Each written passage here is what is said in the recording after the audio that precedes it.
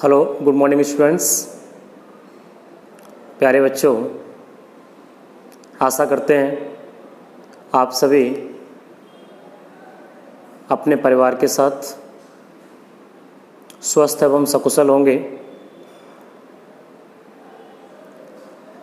आज बेटे हम 11th क्लास केमिस्ट्री की पहली यूनिट को स्टार्ट कर रहे हैं। उससे पहले आप लोगों में से भी जिन ने हमारे चैनल को सब्सक्राइब नहीं किया है वो पहले चैनल को सब्सक्राइब करें, बेल आइकन को प्रेस करें।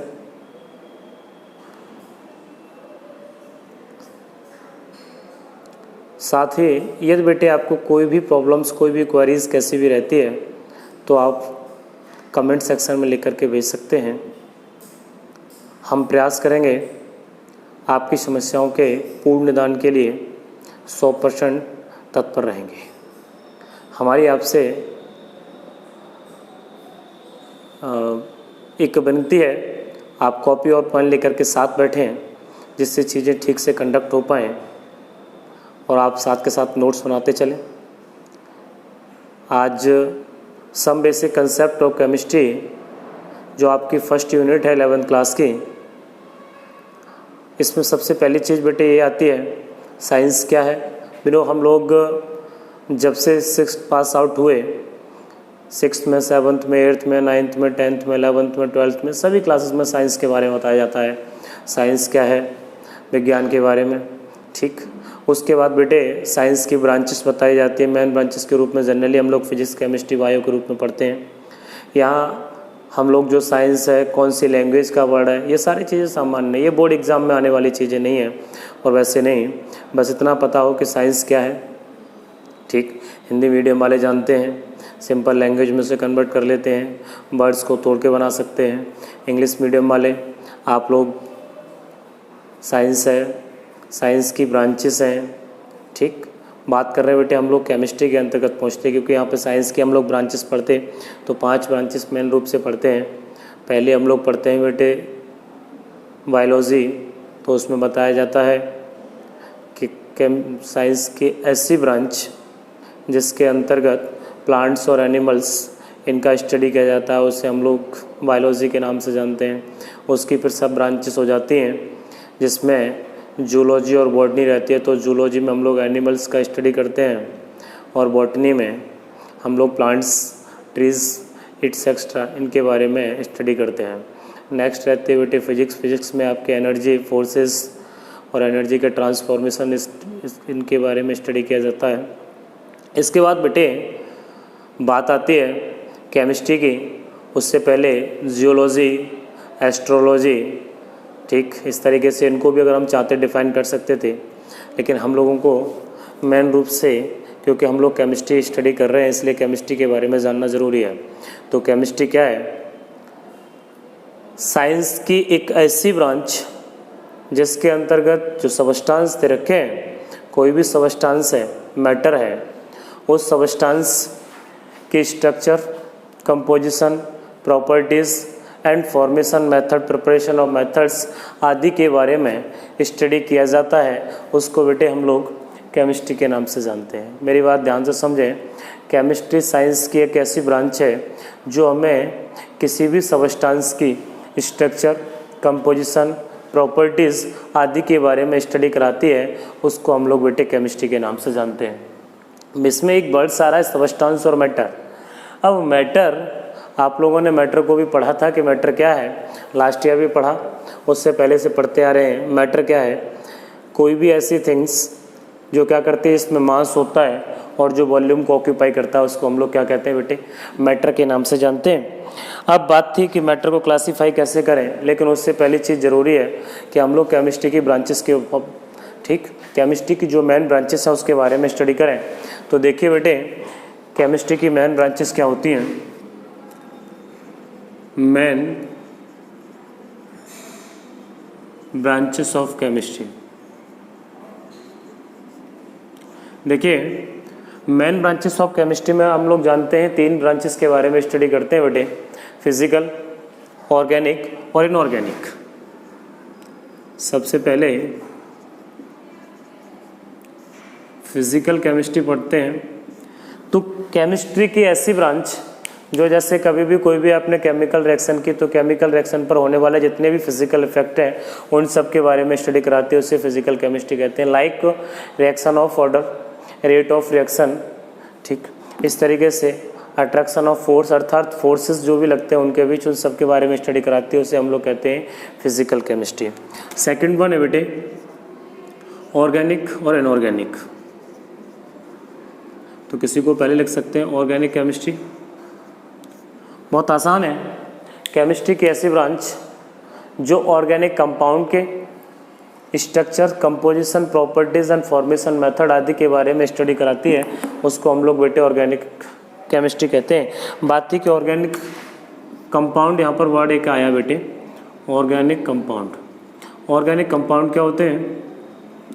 अर्थात जो कार्बन और हाइड्रोजन से मिलकर के फॉर्म होते हैं उनको ऑर्गेनिक कंपाउंड कहते हैं। इसका मतलब है बेटे कार्बन और हाइड्रोजन से मिलकर के जो कंपाउंड फॉर्म होते हैं लाइक हाइड्रोकार्बन एक्सेट्रा, उनको हम लोग कहते हैं ऑर्गेनिक कंपाउंड। इन सब के बारे में स्टडी कराती है ऑर्गेनिक केमिस्ट्री। कोई पूछता है कार्बन और हाइड्रोजन से तो उसमें बाइकार्बोनेट्स को छोड़ना है, ठीक है, ये इनऑर्गेनिक कंपाउंड्स हैं। तो बेटे थर्ड अगर एग्जाम्पल चाहते हैं तो methane, ethane, propane, butane, pentane, इस तरीके से ethyl alcohol, methyl alcohol, glucose, fructose, sucrose, ठीक है, स्टार्च, एक तरीके से जो जैव कंपाउंड होते हैं, जैव पदार्थ होते हैं अर्थात बायो सब्सटेंसेस जो भी होते हैं उन सब का जो स्टडी कराती है उससे बेटे ऑर्गेनिक केमिस्ट्री कहते हैं। बात थी बेटे इनऑर्गेनिक केमिस्ट्री की। इनऑर्गेनिक केमिस्ट्री में जो ऑर्गेनिक कंपाउंड्स हैं अर्थात जो बायो कंपाउंड्स हैं, बायो सब्सटेंसेस हैं, उनको छोड़ करके एक्सेप्ट ऑफ जो आपके बायो सब्सटेंसेस हैं। बायो सब्सटेंस का मतलब जैव पदार्थ, जैव पदार्थों को छोड़ करके जितने भी शेष कंपाउंड्स हैं उन सब का, जितने भी पदार्थ हैं उन सब का जो अध्ययन कराती है, जो स्टडी कराती है बेटे उसे इनऑर्गेनिक केमिस्ट्री के नाम से जानते हैं। तो ध्यान रखना मेन रूप से आपके तीन ब्रांचेस हैं, फिजिकल, ऑर्गेनिक और इनऑर्गेनिक। बेटे बात करते हैं अब सब ब्रांचेस की। थोड़ा सा हम इसमें बहुत ज़्यादा वैसे नहीं कर रहे हैं, थोड़ा सा हल्का ही हल्का सिंपल अध्ययन कर रहे हैं। तो बेटे सब ब्रांचेस की अगर बात की जाए तो सब ब्रांचेस में इस तरीके से आती है। सबसे पहले आती है जनरल। तो देखिए जनरल केमिस्ट्री क्या होती है। केमिस्ट्री की ऐसी ब्रांच जिसके अंतर्गत फिजिकल, ऑर्गेनिक और इनऑर्गेनिक तीनों प्रकार की केमिस्ट्री का स्टडी किया जाता है, उसे हम लोग कहते हैं बेटे जनरल केमिस्ट्री। इसका मीन्स है फिजिकल, ऑर्गेनिक, इनऑर्गेनिक सब चीज़ का स्टडी कराते हैं कॉमन, उसको हम लोग किस नाम से जानते हैं बेटे? जनरल के नाम से जानते हैं। दूसरा है बेटे एनालिटिकल केमिस्ट्री।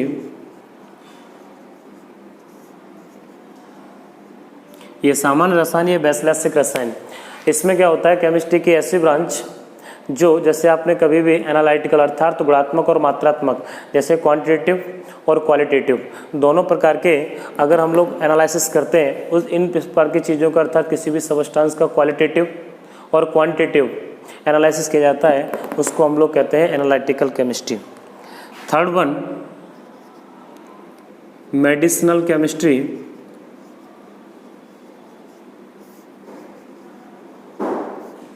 मेडिसिनल केमिस्ट्री का मतलब है अर्थात केमिस्ट्री की ऐसी ब्रांच जो मेडिसिन्स के बारे में स्टडी कराती है। मेडिसिन्स आप बेटे समझ सकते हैं जैसे पेंसिलिन है, एस्पिरिन है, सल्फाथाइजोल है, सल्फाडाइजोल है, इस प्रकार से सल्फा ड्रग्स, इट्स एक्स्ट्रा बहुत सारे ड्रग्स वगैरह होते हैं, इन सब के बारे में बेटे स्टडी कराती है, उसे हम लोग कहते हैं मेडिसिनल केमिस्ट्री, जिसे औषधि रसायन के नाम से जानते हैं।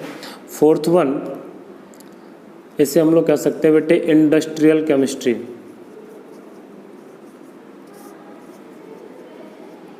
इसमें क्या करना है बेटे केमिस्ट्री की ऐसी ब्रांच जिसमें जैसे आपका सोप, पेंट, वार्निश, सीमेंट और आपके सौंदर्य प्रसाधन की जो भी वस्तुएं अर्थात जितनी भी थिंग्स हैं उन सब का स्टडी किया जाता है, उसे हम लोग इंडस्ट्रियल केमिस्ट्री कहते हैं कि फॉर्मेशन कैसे हुआ, स्ट्रक्चर क्या है, ठीक है, इन सारी चीज़ों के बारे में स्टडी किया जाएगा, कंपोजिशन क्या है। फर्स्ट अगर हम इसकी बात करें तो बायो केमिस्ट्री के नाम से जानते हैं। ये बेटे जो मेडिकल लाइन वाले स्टूडेंट हैं उनके लिए बहुत ज़्यादा इंपॉर्टेंट और चीज़ रहती है। बायोकेमिस्ट्री क्या है? केमिस्ट्री की ऐसी ब्रांच जिसमें जैसे आपके जो लिविंग्स होते हैं अर्थात सजीव जिनको कहते हैं, उनके मध्य जो होने वाली जितने भी प्रोसेस हैं उन सब का स्टडी किया जाता है, उसको हम लोग कहते हैं बेटे बायोकेमिस्ट्री।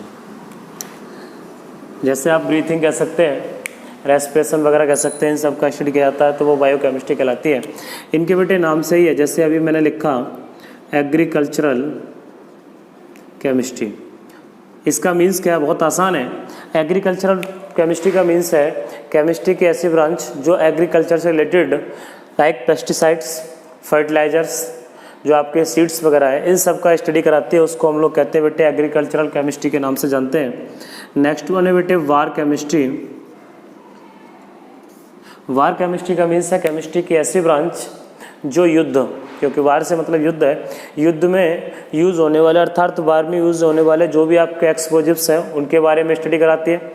जो भी उसमें आप इंस्ट्रूमेंट्स यूज़ करते हैं उन सब के बारे में स्टडी कराते हैं, उन सबको बेटे हम लोग वार केमिस्ट्री के नाम से जानते हैं इसको।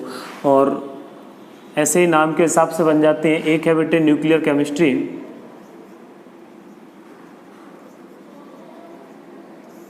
न्यूक्लियर केमिस्ट्री में क्या है? केमिस्ट्री की ऐसी ब्रांच जिसमें न्यूक्लियस से related like nuclear fission, nuclear fusion, it's extra आदि के बारे में स्टडी कराई जाती है, उसको हम लोग कहते हैं बेटे न्यूक्लियर केमिस्ट्री। इसके बेटे दो पार्ट्स रहते हैं, एक रहता है न्यूक्लियर फिजन और एक रहता है न्यूक्लियर फ्यूज़न। न्यूक्लियर फिजन और फ्यूज़न क्या होता है? न्यूक्लियर फ्यूज़न, फ्यूज़न का मतलब है टूटना और फिसन का मतलब है कलेक्ट होना। तो फ्यूज़न होता है बेटे, अब फ्यूज़न अर्थात किसी भी चीज़ को, और फिजन उसको अलग करना, ठीक है, तोड़ना। तोड़ना फिजन और फ्यूज़न क्या है? कलेक्ट करना। आपने क्या किया? यहाँ न्यूक्लियर की बात हो रही है, तो यहाँ जो न्यूक्लियस है वो आपस में जब कंबाइंड होंगे, अर्थात जो लाइट न्यूक्लियस है जब वो कंबाइंड होते हैं तो कंबाइंड होकर के एक हैवी न्यूक्लियस फॉर्मेशन करते हैं, और जब हैवी न्यूक्लियस का फॉर्मेशन करेंगे तब उसको हम लोग बोलेंगे न्यूक्लियर फ्यूज़न के नाम से जानते हैं। लाइक हीलियम के इस तरीके से बेटे 1s2 + 1s2 हीलियम के दो न्यूक्लियस मिलकर के हीलियम 4 का फॉर्मेशन करते हैं।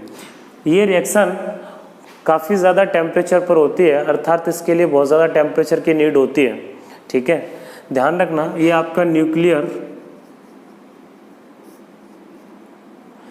फ्यूज़न है। और बेटे फिसन का मतलब है टूटना। जैसे 92 2u135, इसका मतलब यूरेनियम 235 पर, यूरेनियम 235 पर यदि हम न्यूट्रॉन का अटैक कराएं तो न्यूट्रॉन का अटैक कराने पर ये छोटे छोटे दो न्यूक्लियस में डिकम्पोज होता है, अर्थात टूट जाता है, ब्रेक हो जाता है, ब्रेक डाउन हो जाता है। जैसे 36 Kr92, क्रिप्टाइन 92 + 56 Ba 141 + 30N1, अर्थात न्यूट्रॉन भी देता है plus 200 million electron volt energy. बेटे यहाँ से जो एनर्जी इसमें से रिलीज होती है, अर्थ एनर्जी जो निकलती है उसको हम लोग कहते हैं न्यूक्लियस एनर्जी के नाम से हम उसे जानते हैं। इस बात को ध्यान रखना है।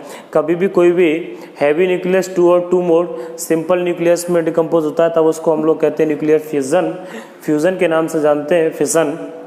और जब 2 और 2 मोड आपस में कंबाइंड होकर के एक हैवी न्यूक्लियस फॉर्म करते हैं तब उसे कहते हैं बेटे फ्यूज़न।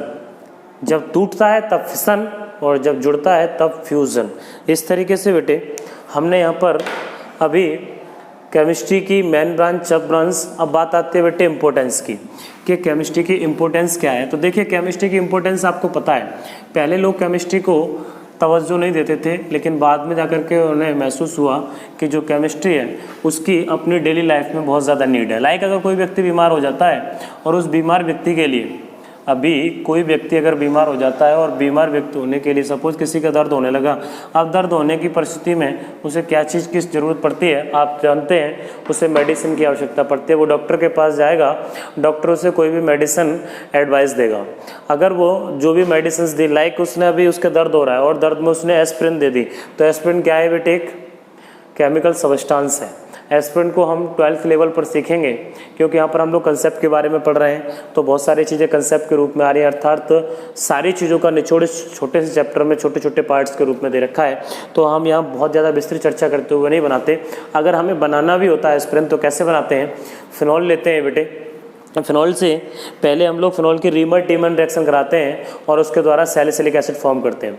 जो सैलिसिलिक एसिड बनता है उस सैलिसिलिक एसिड का हाइड्रोजन एटम एसिटिल एसिड द्वारा अर्थात एसिटिल क्लोराइड या एसिटिक एनाइडाइड द्वारा रिप्लेस होता है और वहाँ बनता है एसिटिल सैलिसिलिक एसिड, जिसको हम लोग एस्पिरिन के नाम से जानते हैं। ये आपकी दवा के रूप में यूज़ की जाती है। ओके, देखिए बेटे, तो मैं बात कर रहा था, जैसे आपने देखा BHC बेंजीन हेक्साक्लोराइड होती है, अर्थात ये कीटनाशक है, पेस्टिसाइड। अगर इसका यूज़ किया जाता है, आप लोगों ने देखा खेत इत्यादि में हम लोग करते हैं, तो BHC होता है बेंजीन हेक्साक्लोराइड, जिसको कहते हैं बेंजीन हेक्साक्लोराइड, गैमक्सिन के नाम से हम इसे जानते हैं। दूसरा ऐसे ही बेटे आपका आता है DDT होता है डाइफेनिल ट्राइक्लोरोएथेन। इसको हम लोग ये सभी क्या है बेटे, अगर आप चाहते तो इन सभी का फॉर्मेशन भी कर सकते थे। लाइक जैसे मैंने अभी बात की सैलिसिलिक एसिड आपने ले लिया, सैलिसिलिक एसिड होता है OHCOOH, आपने रिएक्शन कराई इसके साथ, यही करा दे रहा हूँ मैं, H यहाँ से Cl single bond C double bond O single bond CH3, ये बेटे H और Cl यहाँ से बाहर निकल जाएंगे इस तरीके से, और जो बनने वाली स्पीशीज रहेगी यहाँ O और ये COCH3 और कार्बोक्सिलिक ग्रुप COOH ऐसे का तैसे जुड़ रहेगा। इसको बेटे हम लोग एस्पिरिन के नाम से जानते हैं। ये केमिस्ट्री की ही देन है, ठीक है। कभी भी कोई भी पदार्थ, जैसे आपने खाद्य पदार्थ लिए, वो ख़राब हो जाते हैं, तो उनको ख़राब होने से बचाने के लिए हम लोग कुछ सब्सटेंस का यूज़ करते हैं। लाइक आपने देखा कि हम लोग सोडियम बेंजोएट C6H5COONA खाद्य पदार्थ उसका यूज़ करते हैं, अर्थात उसको ख़राब होने से बचाने में, ठीक है। दूसरा, अभी जैसे मान लो मैंने बताया आपको BHC बेंजीन हेक्साक्लोराइड, अगर उसको फॉर्म करना है तो कैसे फॉर्म करेंगे, आपने क्या करना है, ये बेंजीन ली, बेंजीन की रिएक्शन बेटे क्लोरीन के साथ करानी है। जैसे आप बेंजीन की रिएक्शन क्लोरीन के साथ कराएंगे तो ये इस तरीके से फॉर्म हो जाएगा BHC के नाम से बेंजीन हेक्साक्लोराइड, ठीक है। इसको हम लोग कहते हैं बेटे गैमक्सिन BHC के नाम से। ये क्या है, केमिस्ट्री की ही देन है। अगर मैं अभी इसकी बजाय मान लो DDT बनाना है तो आप क्लोरोबेंजीन लेंगे और क्लोरोबेंजीन के 2 मॉलिक्यूल्स को लेकर के किसके साथ, क्लोरल के साथ। क्लोरल क्या होता है, CCl3CHO, ये बेटे क्लोरल है। ट्राइक्लोरो, यहाँ से ये एस्टल्डिहाइड हो जाएगा, ट्राइक्लोरो एस्टल्डिहाइड। अगर इसकी रिएक्शन आप कराते हैं, क्लोरोबेंजीन के आपने 2 मॉलिक्यूल्स ले लिए, इनके साथ जब रिएक्शन कराएंगे इस तरीके से, तो यहाँ से बेटे वाटर बाहर हो जाएगा और बनेगा CCl3CH।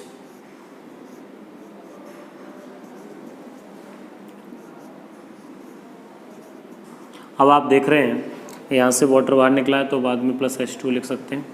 अब आप देखें, मैंने बोला DDT, ध्यान रखना इसकी फुल फॉर्म वगैरह याद होनी चाहिए। वैसे हम लोग ये 12th लेवल पर हेलो एल्केन्स में पढ़ते हैं।